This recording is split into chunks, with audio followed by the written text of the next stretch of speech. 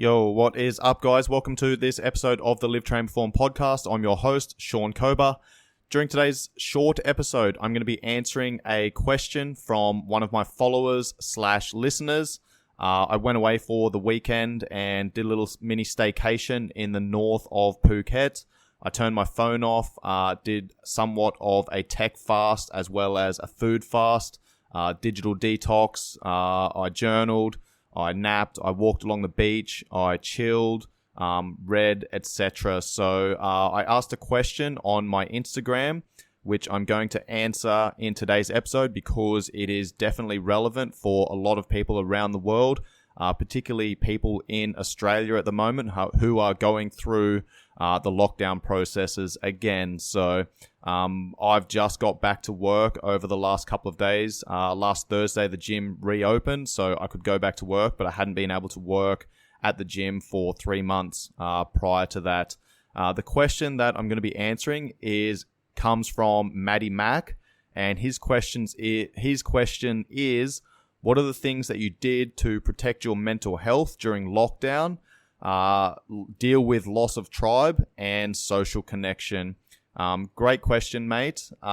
This kind of ties in with what I did over the weekend where I went away, I switched off, I removed distractions, and I started journaling and basically gave myself some clarity on where I was at, what I was grateful for, as well as projected what I wanted to work towards for the remainder of this year, along with some action steps that I could take to implement those things.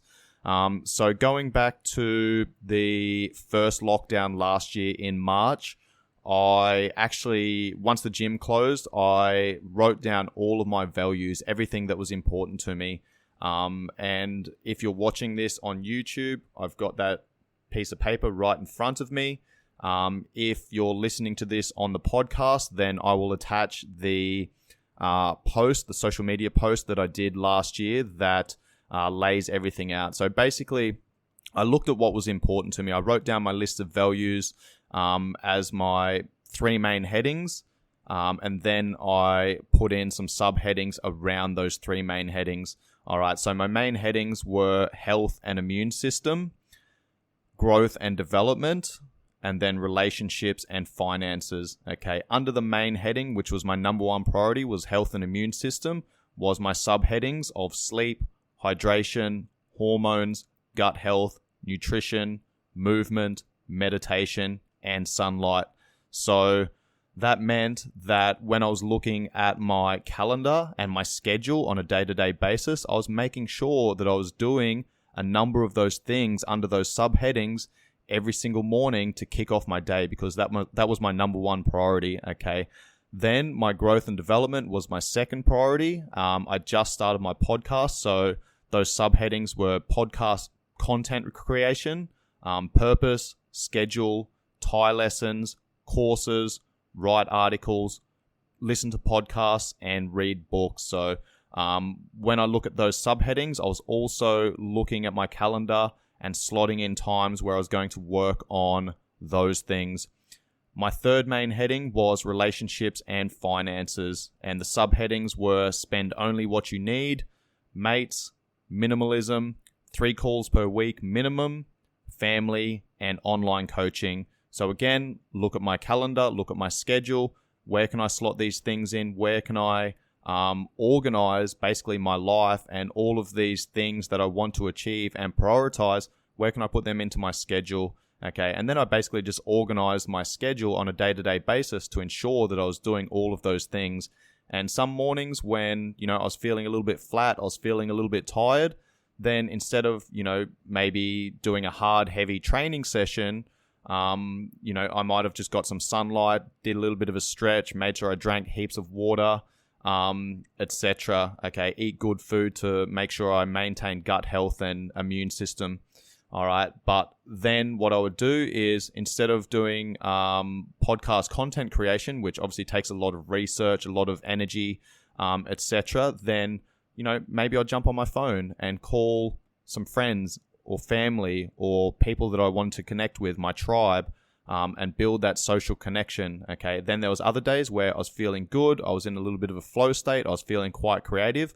So then that whole day, I might have been, going through podcast content creation. I think one day I recorded like 3 podcasts and then edited it all down, got it all uploaded, wrote the bio, the description, etc., etc. So, I think writing down what you value is extremely important, because then you can look at prioritizing where you're going to slot those things into your day. Okay, so that was last year's lockdown. We went into lockdown for a couple of months, and then the gym reopened again, and then it kind of went back to business as usual. But what I did towards the end of the year was, again, I did some journaling. Okay, and what I did was reflected on 2020. I know a lot of people had a really bad year in 2020. And again, I've posted about this before, basically saying, if you had a bad year in 2020, what makes you think that 2021 is going to be different? Okay, so I'll again attach that to the show notes for this podcast episode. But at the end of 2020, I went through my reflections, and I did a podcast on this as well, which I'll also attach. But basically, my 2020 reflections, I wrote down what am I grateful for this year. And the number one things that I was grateful for was my friends and family, because luckily for me, prior to the COVID lockdowns, I'd actually spent 6 weeks on holidays and doing courses, where I got to spend a lot of time with friends and family. And I literally got back to Thailand like 10 days before we went into lockdown. And then I used that time during lockdown to start creating my podcast. So what am I grateful for? Number one, friends and family. I went to Japan for 2 weeks, went snowboarding with a couple of mates. I went to Bali, went scuba diving, trained with some friends, met some new people, caught up with old friends. And then I went back to Australia and did my yoga course, and caught up with a number of veteran mates and brothers, as well as met a number of other people in the veteran space as well, and kind of created a really good quality network. The second thing that I was grateful for was personal growth. I started a podcast, and right now I'm currently at about 120 episodes. I became a yoga teacher. I read 24 books. I listened to a heap of other podcast creators and learnt from them as well, and also completed 3 courses in 2020. Number 3 was career. So what I was grateful for was that I played a part in Peter Yan's coaching team, and last year he won the UFC Bantamweight Championship, the title, against Jose Aldo, who's a legend of the sport. And I just remember sitting at the bar having some beers with some friends, and when he got his hand raised, I got up and just put my arms in the air and was just extremely grateful for being able to play a part in his journey. And I sat back down and pulled my sunglasses down and looked at one of my mates, and I had tears coming out of my eyes. So the next thing was I started a periodized program for fighters, which was part of the vision that I'd actually written at the start of last year. It was 2019 actually. I wrote that down that I wanted to start that. The next thing I did was help numerous people through online coaching, which I'm still doing to this day. The next thing that I was grateful for was my health and fitness. I was in a good place. My training was going well.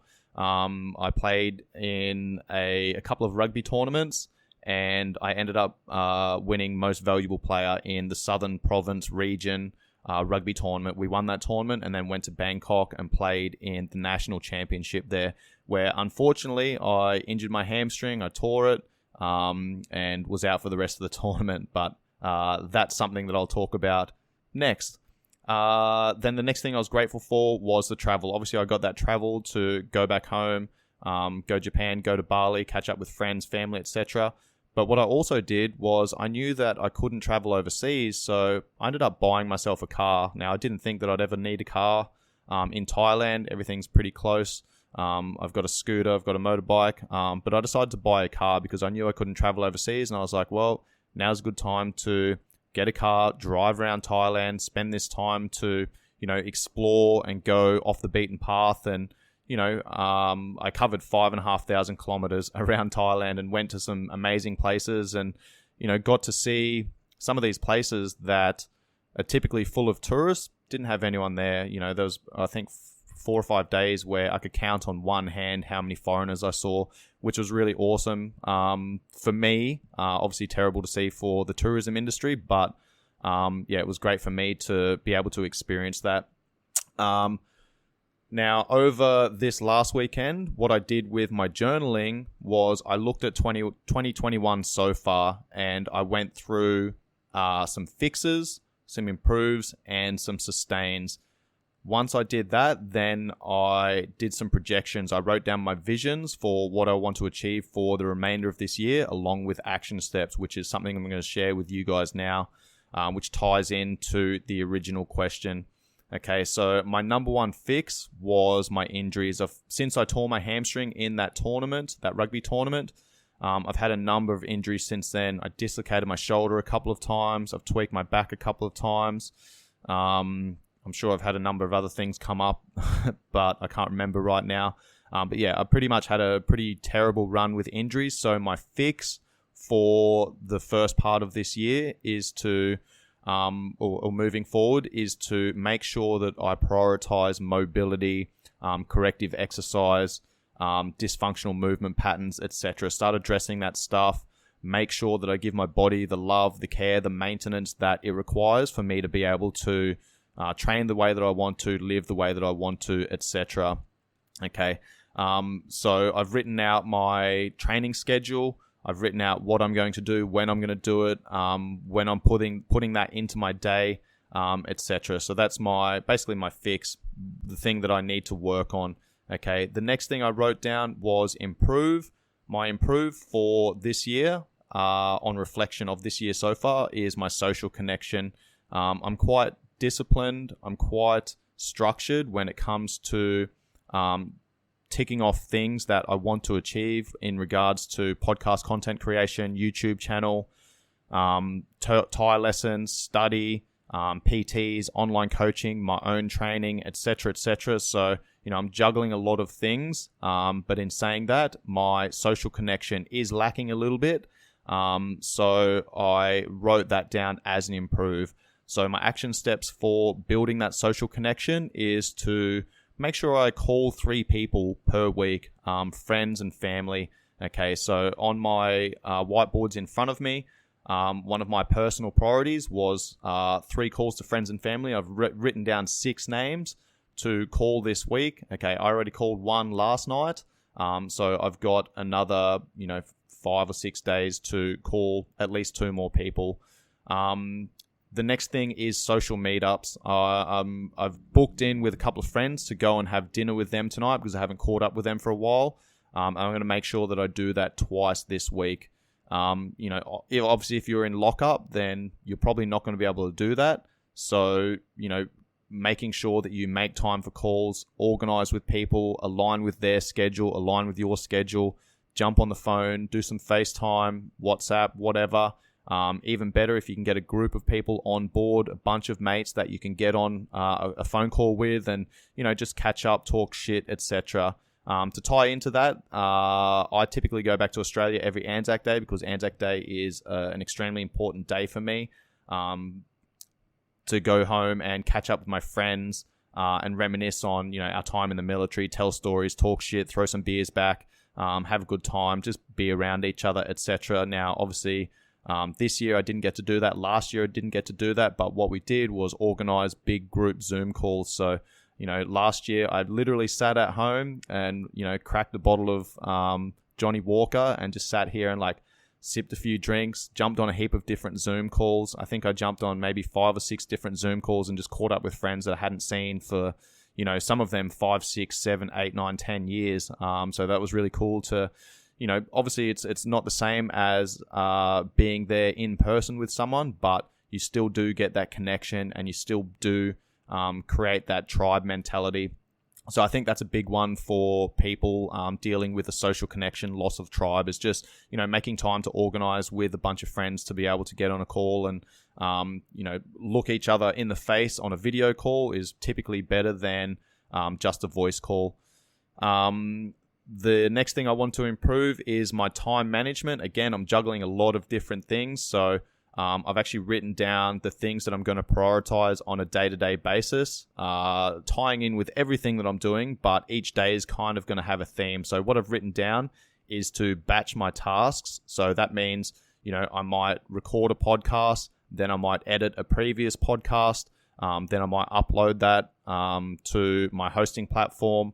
Then I might, record the YouTube video, put that up, etc., etc. So I'm batching tasks that are very similar together to make sure that I'm not taking my attention and, spreading it too thin. So that's the first thing, batch tasks. The next thing was focus days. So for Monday, I've written down podcast content creation or edits. Tuesday is podcast interview or creation. Okay, Wednesday is my study-based day. Thursday is my social media, YouTube content day. Friday is kind of like my admin day, catch-up day. Just kind of picking up whatever I haven't really finished that week that needs to be done prior to the weekend. Then Saturday is my explore, rest, play day.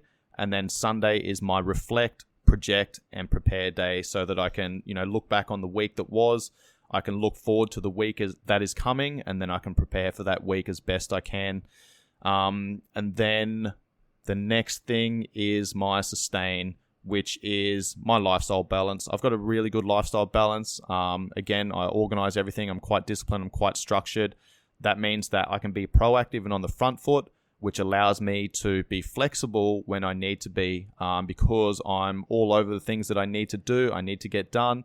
I've ticked those things off the list. I'm ahead of where I need to be. So if something comes up, I feel tired, I don't feel like doing something, I want to, go and catch up with friends, go to the beach, whatever, I get sick or whatever it might be, I'm still ahead of where I need to be. So my lifestyle balance is good. And I've written down for sustain, organization, vision, reflect, project, prepare, execute, review, adjust, and refine. So I'm constantly looking at what's going on in my life. I'm creating gratitude. I'm looking for things that, I appreciate and I'm grateful for. And then I'm also looking at my vision, which then allows me to create clarity, which then allows me to put in action steps, things that I want to achieve moving forward, whether that's on a day-to-day basis, weekly basis, or a monthly basis. So hopefully that answers your question, Maddie. Anyone that's going through lockdown, I highly recommend giving yourself some purpose on a day-to-day basis, because if you don't have purpose, you're kind of just going to you're going to float through your days and you're not really going to achieve anything. And when you're not achieving anything, you feel like shit.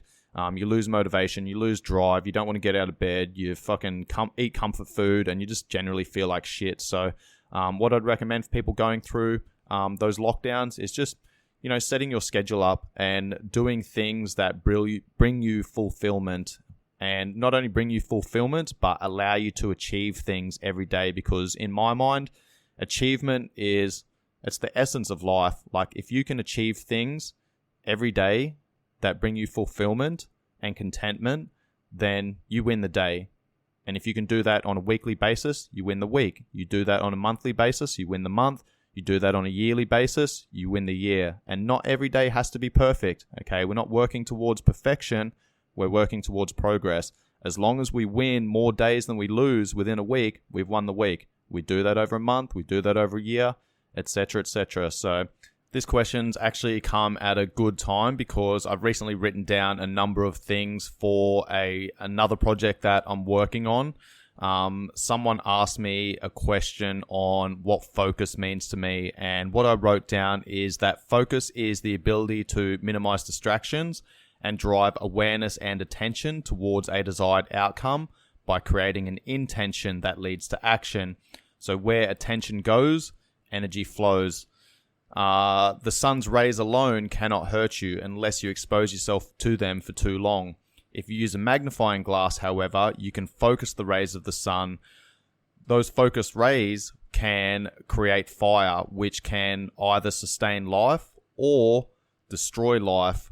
And our focus is essentially the same. So what I do with my technology, in particular my social media, is I make sure that I minimize the time that I'm using it. I'm not scrolling through, the different social media platforms, comparing my life to other people. I'm making sure that when I do go on social media and use that, I'm using it with intent. I go on, I post, I answer questions, and then I get off. So I'm not mindlessly scrolling through these social media platforms. Something else that came up is that the thing that draws our focus and attention are the questions that we ask ourselves, and the quality of our life comes down to those questions and how we answer them. How can I prioritize my values? What's important to me? What are my non-negotiables? What am I willing to compromise on? What am I not willing to compromise on? Asking yourself these difficult questions allows you to manage your time, energy, and effort on a daily basis so that you can take control of your life and be proactive rather than reactive. We can't always control what happens to us, but we can control how we interpret what happens to us as well as how we respond. Between stimulus and response is choice. So at the end of the day, you need to control the controllables. I'm going to finish the episode with an excerpt from the book, The Subtle Art of Not Giving a Fuck by Mark Manson, because this is basically how I live my life. Everyone in their TV commercial wants you to believe that the key to a good life is a nicer job or a more rugged car, a prettier girlfriend, or a hot tub with an inflatable pool for the kids. The world is constantly telling you that the path to a better life is more, more, more. Buy more, own more, make more, fuck more, be more. You are constantly bombarded with messages to give a fuck about everything all the time. Give a fuck about a new TV. Give a fuck about having a better vacation than your co-workers. Give a fuck about buying that new lawn ornament. Give a fuck about having the right kind of selfie stick. Why? My guess, because giving a fuck about more stuff is good for business. And whilst there's nothing wrong with good business, the problem is that giving too many fucks is bad for your mental health. It causes you to become overly attached to the superficial and fake, to dedicate your life to chasing a mirage of happiness and satisfaction. The key to a good life is not giving a fuck about more, it's giving a fuck about less. Giving a fuck about only what is true and immediate and important to you. To finish up the episode, what I'd recommend doing is going on to the website swiss8.org and downloading their app. I'm an ambassador for Swiss8, which is a proactive mental health program initially designed by veterans for veterans, but has been pushed out to the wider community to deal with the declining mental health over, the last 15 months or so through the COVID lockdowns and the pandemic, etc. So the Swiss8 principles are sleep, nutrition, time management, discipline, fitness, personal growth, mindfulness, and minimalism. And what the app does is it allows you to put some of these processes in place on a daily basis, implement some mindfulness, give you some tools and techniques to create good, healthy meals, give you some training programs, some mindfulness tips, some personal growth tips, basically allowing you to be better at life. That's it from me today, guys. Hopefully you enjoyed this episode. Any 5-star ratings and reviews are much appreciated. If you enjoyed this episode, make sure you tag me on your stories, share it to your social media platforms, tag me so that I can share it as well. Much love, guys. Peace.